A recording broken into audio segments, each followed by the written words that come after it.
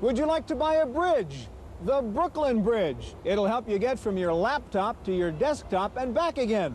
It's just one example of a host of new computer peripherals being developed especially for laptop users. Today we'll take a look at laptop peripherals on this edition of the Computer Chronicles.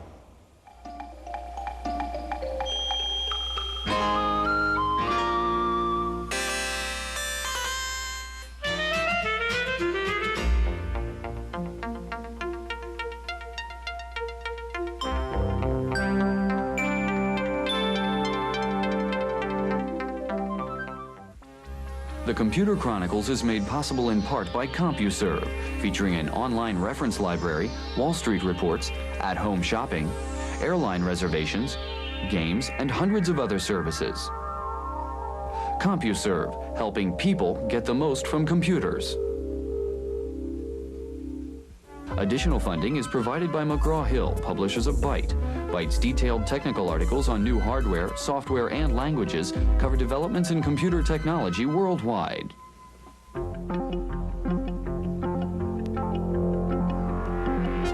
Welcome to the Computer Chronicles. I'm Stewart Cheifet, and this is Gary Kildall. Gary, these are two Toshiba T1000 laptop computers. This is the basic machine. Our viewers will see this screen on the top. This is the basic LCD Super Twist you get with it. I added a peripheral to this machine. I now have a little switch on the side, and I throw it. Instant backlighting, better screen in low light conditions. When we talk about peripherals for laptops, it suggests that these machines don't do what they ought to do in the first place, so I have to spend a lot of money on these peripherals. Why can't they just build a laptop that has everything in it in the first place? Yeah, right. Well, the computer designer is considering the manufacturing trade-offs, the cost of the parts, the cost of construction. With laptops, you also have size, weight, power consumption. So you go from, say, a half a meg system up to a full megabyte of memory and add modem circuitry, it's going to pull the batteries down a lot faster. So those choices then are left up to the consumer. They can add those parts off the shelf and customize their own machine.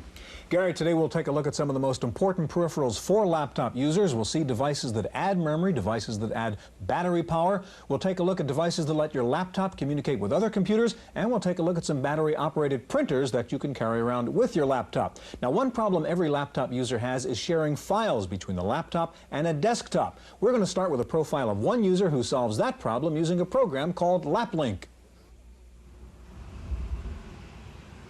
Ricardo Martinez is a physician working at Stanford University Hospital. He has also authored numerous articles for medical journals and books. Dr. Martinez has found that a portable computer with an accessory or two can make his life a lot easier. The one I have here is the one I use the most of all, and with that modem I can get into the National Library of Medicine and do computerized medical searches. I can then take the part of that search that I want and transfer that onto my data disk on the laptop. Then taking the laptop with me to the library, I can have those articles, pull the articles if I want it. I can get full text off the National Library of Medicine and keep that with me. Dr. Martinez uses a simple cable and software connection called LapLink to download segments of larger files from his PC to his laptop computer. The portable then becomes his principal writing tool and reference library, whether he is at home, at the hospital, or at a distant medical conference. Certainly the portability has been nice for me because I can take it on the airplane, I can take it to another city, and any meeting I'm in with another physician. For example, I'm working on a project with another physician. When we meet, we can have the work done right then and there on the computer. Dr. Martinez foresees a time when the portable computer might play a role in diagnosis and treatment, especially in remote areas. But for now, he is satisfied that by helping him speed up his research, it improves the quality of his work.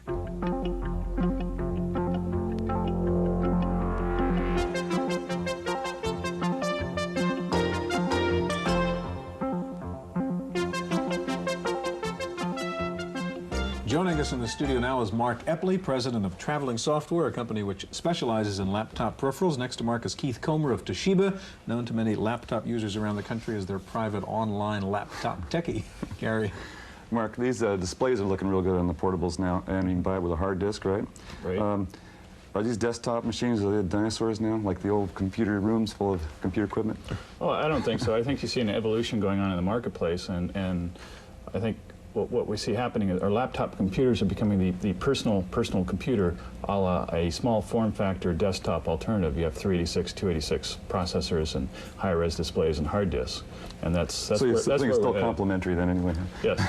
Okay. You have a program here that's called Battery Watch. I guess this is one of the problems with laptops, right? Is that the batteries tend to go down at times which are inappropriate, like when you're flying on an airplane. Right? What does Battery Watch do? Well, Battery Watch, well, you're right. The age-old problem of battery going dead while you're using it on the road, and that was strong motivation for us to do this product. So what we've done is we've dismantled 18 different laptop versions, taken them all apart and put them in our labs with current monitoring equipment on them and measuring the floppy drive, the display, the hard disk.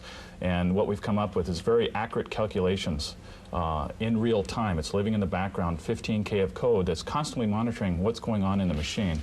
And you have, like a fuel gauge in your car, your time to empty in hours and minutes and with a bar chart. And you're saying it's sensitive to your particular machine and your particular use. Yeah, and it's constantly changing. It depends on your use of the laptop. For instance, this has a hard drive, and I flip the switch back here. It turns the hard disk off, and then you see the time goes up in hours and minutes. Now, let me ask you a couple of questions about the batteries themselves, because I'm a little confused here. If I bought a battery, are two batteries going to have exactly the same discharge characteristics? So if I change a battery later on, is it going to act the same way as it did before? No. In fact, you can adjust Battery Watch for that. Every battery has different characteristics, amp hour ratings. And if you replace the factory battery here with a higher amp hour battery, you could adjust Battery Watch to compensate for that, and you have very accurate readings, up to 99% accuracy. Okay, Keith, now suppose you're using Battery Watch and you find your battery's about to die on the 1200. What do you do? Well, give them the computer, Mark. We've set this up with battery packs that come off while the machine's on. Even if you're in the middle of something, you can turn it off. It checks to make sure everything is spun down, the hard drive's parked and everything, then it goes off. Then you just pull this battery right out of here, reach into your briefcase, and you've got another battery, your pocket, which you could have been charging in that thing. Right, this is the offline charger. You can put 3 of them in here and charge them all night. The little lights tell you which ones are ready. And then you just drop a new battery in here, turn the machine back on, and with the resume mode enabled, it comes right back up the same place you were. But you don't lose anything. It gets you back where you are, back to where you were before. Back where you were. Okay, turn it around, and you've got a sort of expansion slot on that too. And tell us what kinds of things you could put in there. Right, in the back here we've got an extra slot, like an IBM's expansion slot. We have a different form factor and size, and obviously power capabilities. We try and do these all in CMOS. This panel comes off, and then extra cards can slide in here. This is a RAM card. We've got a third-party speech card here. There are a lot of modems that go in this slot. This machine also allows you to put a modem inside so as not to use up the slot, so that you can have yet some other device in there. Okay. That does bring up a question, though, about expansion chassis in general. Is if I want to put in standard IBM boards, how do I handle that? Right, we have another card just about like this one with a big plug on it. And there's a cable that runs around, and we have an expansion chassis that's not terribly portable, but it holds 5 regular IBM cards. You can use, usually this is enough for carrying around. It's got all the standard kind of ports built in, the hard drive and all. If you have a network or some other kinds of cards you want to use while you're at the office, you bring this in, drop it down, plug the card in, and you're talking to the other device. Keith, we have about a half minute left. Dump the 1200. You've got a T1000 over there, and you've got one more thing to show us, which is the RAM card with that. Explain it and show us how you put it in. Well, the RAM card is it's an extra 768K of RAM. You take the screws out, take the top off like this. RAM card drops right in here. Trivial to install. Now you've got the 512 that's already in here, plus that 768 gets you 1.2 megabytes. That extra RAM can be used either as EMS or as what we call hard RAM, which is a RAM disk that doesn't go dead when the power goes off. So it acts like a very tiny hard drive, really, in practice. This machine, T1000, of course, only has the one floppy. So it has one floppy. It does have a DOS ROM. The ROM is drive C, so it boots to DOS from that drive C, and then this RAM card acts as drive D. Keith, Mark, thank you very much. In just a minute, we'll show you how to add things to your laptop, even if it doesn't have an expansion slot. Stay tuned.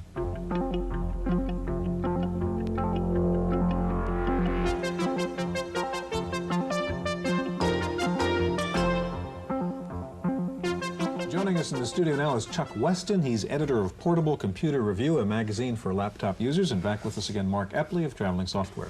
Chuck, one of the problems, of course, with the laptops is if we like to put standard cards in there, you have kind of a problem there. Tell us about One Under. How does that solve it? This is a special interface that allows you to put an IBM board under a laptop, a small laptop computer that doesn't have an external slot. This is the interface. I'll show you this Toshiba here. This interface board fits the Toshiba slot, which is not a standard IBM size slot. This connector is the connector that fits on the IBM board. And you put this in here and put your IBM board on it. And the IBM board would fit inside this housing. And there's a Velcro strip here that you stick to the bottom. And then the two screws that hold the interface here would hold this One Under underneath. Then your IBM interface connector would show out on this end. You would hook your peripherals out there. So you can put one board in there. One standard size IBM board. Now, isn't there also an option for a hard disk that you can put in? Yeah, these One Unders can be had with a 20 meg hard disk, and the power comes from the internal battery power from this from the laptop. It runs the hard disk also? It would run the hard disk also. So you're showing that on the 1200, the hard disk would be valuable if you put on like a 1000 or the 1200 on a without the 1000, hard if you had disk. if you had a smaller computer that you really like, the laptop, the option of not having to upgrade to another computer, you can buy the hard disk and add it on and still have the your laptop that you're familiar with and that you Okay, like. well, one thing laptop users want is a little printer to carry around with them, and we have two examples of them here. And Chuck, let's start with you. What's the Axonics?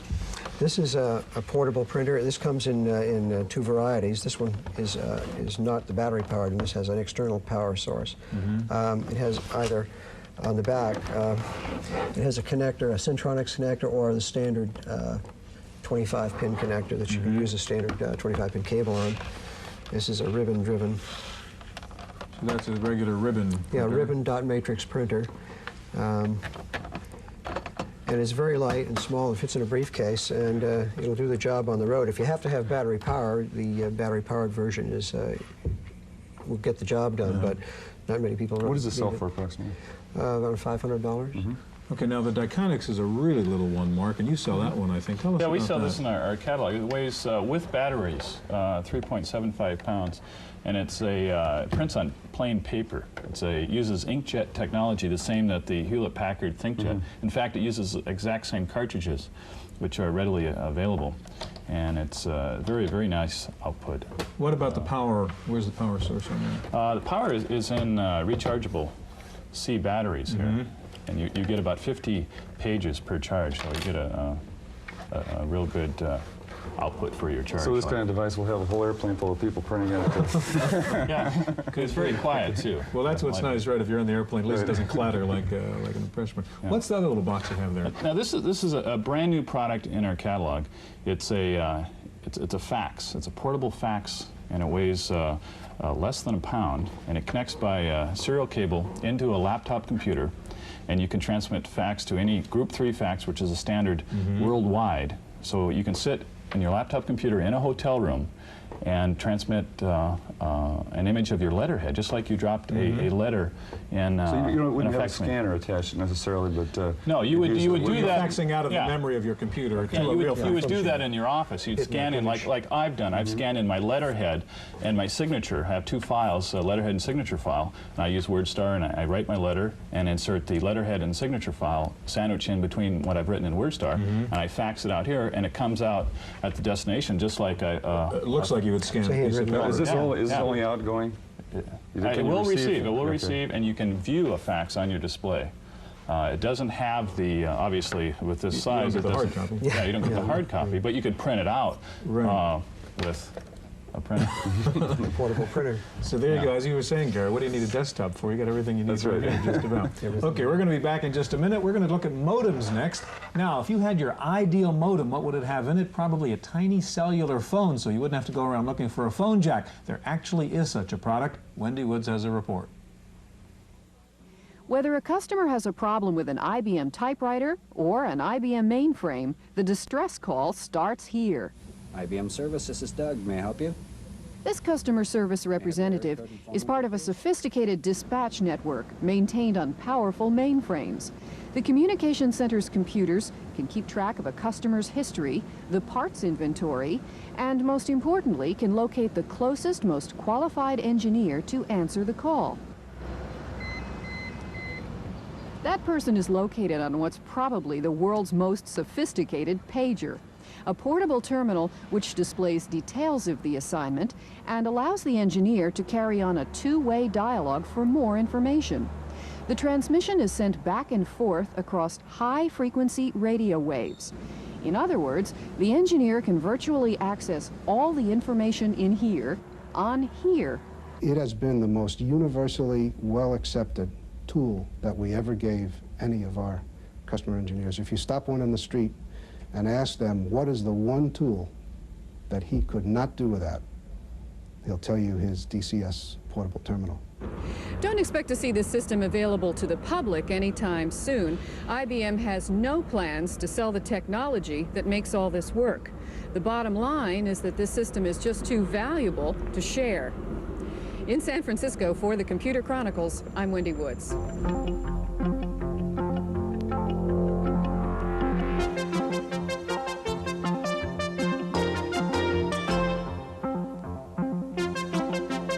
Joining us in the studio now is our friend George Morrow, computer pundit, and a guy who knows a little bit about portables, having designed the Morrow Pivot. And back with us, Mark Epley of Traveling Software. And over there, about to give us an interesting demo soon, is Chuck Weston. Gary, also wanted to clarify in the last segment, we suggested that the one under works with the T1000. It doesn't, just with an 1100 plus or 1200. Okay, good point. Well, actually, that leads to the next topic, and that's how you get data out of one of these things to the rest of the world. Mark, you've got, what, a couple of modems here, some adapters for the telephone. Tell us about it. What I have here is a couple of products that we carry in our catalog. One is the WorldPort modem. It's one of the world's smallest Hayes-compatible battery-operated modems. It works on a 9-volt battery. And it just plugs into the back of a laptop computer, and voila, you've got instant communications at 1200 baud or 2400 baud. And it even supports an acoustic cup adapter that can be put on the mouthpiece of the phone, or acoustic cups are not as reliable as a direct connect. So thus, there's a problem there, and we have two solutions. This has been popular for the last several years. It's called the Blackjack. And it just plugs into the phone. Yeah, you unscrew the mouthpiece of the phone, a round mouthpiece, and put this over there. Good old-fashioned phone. Good old-fashioned phone. And that just moves over the phone, right? It just, you don't screw it on or anything. Yeah, just puts clamps right over it. So do they ever come off? Yes, they do. And there's also an arrow here. And I don't know, at least I have a problem with that, trying to figure out whether it's up or down. And I've used this for years, and I still have a problem with it. So now we have a brand new product, and this is called the data mouth, and it will actually screw right on there, and it has a little additional electronics, so it's more accurate. Is it a real mouthpiece also? It's a real mouthpiece. So you can talk through it and also plug your modem in there? Yes. Okay. And what about the modem sitting over here? It looks like a little bit like a race car. Yeah, what's this funny little red thing? Yes. Now, this is, we don't carry this in our catalog. This is the Mygent modem. It looks nice, but looks are not everything. I'm performance oriented. It does not have the LCD lights, so you know whether you're connected and at what speed. Oh. It doesn't support acoustic cup. And if you're traveling to Europe, the world standard is CCITT, and it doesn't support CCITT So it's okay in the USA, it's just not good overseas. Right. Okay, let's move on to the stuff, George, you have in front of you. And I know you've talked before about using your laptop. And That's right. One of the problems, 5 1/4 problem. Right, one of the problems in laptops is that most of the software that exists is in 5 1/4 inch drives, and almost every one of the portables are 3 1/2. The 3 1/2s are nicer drives, but there comes the problem of transferring. And you think first you can go out and get yourself a 5 1/4 inch floppy drive and do it. Unfortunately, the drives are standard, but the connectors are not standard. Every vendor seems to have a different connector in the back of the machine, and some of them change connectors with models. So what's happened to me is I've become almost completely dependent on LapLink. LapLink plugs into the serial port, and it's screen driven and allows me to transfer data back and forth. What's the transfer data rate? About 115 kilobaud, Gary. Okay. Big files take quite a while, but for most of the files it happens pretty quickly. There's error checking. You can get around your directories pretty easily. It's pretty good. It's not quite a shell, but it certainly takes the pain out of having to have one of these things around. So I do really believe that the software will overcome the hardware solution. Okay, Gary, at the beginning we were talking about screen quality on laptops, and we have a kind of Magnus solution called MagnaView. Chuck over there is going to show us a way that you can be working on a presentation on a laptop, then go into a big meeting and actually take the output of your laptop, I guess, Chuck, and display it. Show us how you do that.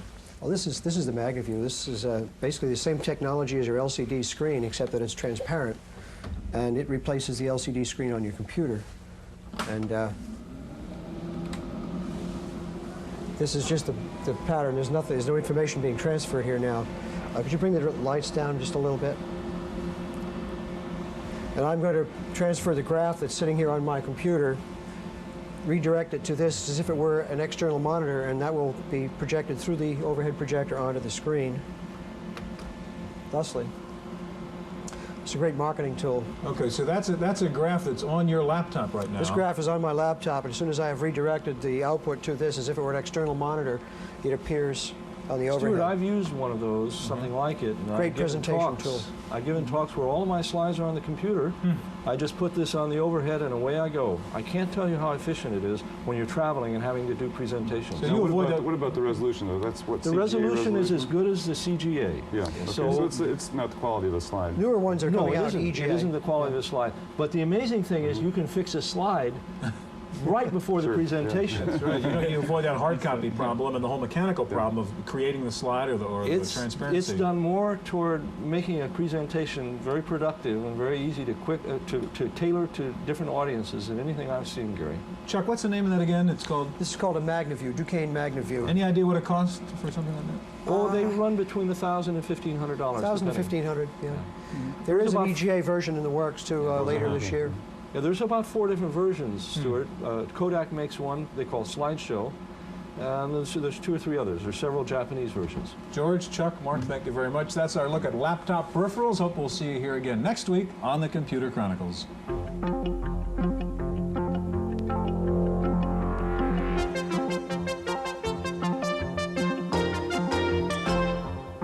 Random access file this week. You should have bought that Macintosh last week. Apple just announced some hefty price increases on Macs, laser printers, and other Apple products. The basic Mac 2 goes up $1,100 to $4,869. The basic Mac SE goes up $400 to $3,169. And the Laser Writer 2 goes up $400 to $4,999. Well, they're ganging up on IBM again. This time the clone makers are going after the microchannel architecture bus on the PS2 computers. NEC, Compaq, Hewlett-Packard, Epson, AST, Olivetti, Tandy, Zenith, and others have announced a new bus standard called EISA. The group says the new bus will offer all the features of IBM's MCA, but will be able to handle AT-compatible boards. Wendy Woods reports in her News Bytes service that Steve Jobs has set a date for the unveiling of his first Next computer. The rollout will take place on October 12th in San Francisco. The product is expected to be an academic workstation featuring superior sound and graphics. The machine will run Unix. Scientists at Bell Communications Research in New Jersey have reported a major breakthrough in neural chip technology. They say they have developed a chip which can be taught rather than programmed. The neural network chip features 6 neurons and 15 synapses, which act like a 15-chip parallel processor. During training, the synapses are either strengthened or weakened, depending on the correctness of the computer's conclusions. The nation's first computer virus trial opened in Fort Worth, Texas last week. The defendant is accused of planting a virus inside the computer system of a former employer after he was fired. The virus destroyed 168,000 records before it was discovered. The hacker faces a possible 10-year prison sentence. Time now for this week's software review. Here's Paul Schindler. It's not much of a message, but I'm not much for wearing t-shirts. I only put this one on Socrates here to let you know that you can make your own t-shirt at home with a new kind of Macintosh package, Chest Top Publishing. I love that name. You get a special ribbon, and with that and an iron, you can turn any clip art into a t-shirt. Now, most clip art is awfully small. The advantage of Chest Top Publishing, besides the special ribbon, is that its art is big enough for a t-shirt. Also, the program reverses lettering, since otherwise the letters come out backwards on the shirt. Chest Top Publishing does not include a package for handling the art. You need to have Mac Paint or any other program that will accept Mac Paint files. We're using Super Paint here. Now, if you want color, buy color ribbons or use these fabric color crayons. Chest Top Publishing runs on the Macintosh and costs $60 from Unison World Software in Berkeley, California. For the Computer Chronicles, I'm Paul Schindler. The Software Publishers Association handed out its Platinum Label Awards last week to 17 software titles that have sold over 250,000 copies. Among the winners were Hardball and Test Drive from Accolade, Where in the World is Carmen Sandiego, Print Shop Companion, and Load Runner from Bruderbund. Other companies with winners included Data East, Electronic Arts, Epix, and MicroProse. Lotus has started a new upgrade program for buyers of 123 version 2.01. Buy 123 now, and you can upgrade to 3.0 for free when the new version of the program eventually comes out. Finally, beware the desktop publisher with a guilty look on his face. Police have arrested Paul Cheifet and charged him with forgery after he used his computer to create very convincing fake cashier's checks and purchase order forms. The DTP hacker used his fake checks to buy computers all the way from Massachusetts to Maryland. That's it for this week's Computer Chronicles. I'm Cynthia Steele. The Computer Chronicles is made possible in part by CompuServe, featuring an online reference library, Wall Street reports, at-home shopping, airline reservations, games, and hundreds of other services. CompuServe, helping people get the most from computers. Additional funding is provided by McGraw-Hill, publishers of Byte. Byte's detailed technical articles on new hardware, software, and languages cover developments in computer technology worldwide. For a transcript of this week's Computer Chronicles, send $3 to PTV Publications, Post Office Box 701, Kent, Ohio 44240. Please indicate program date.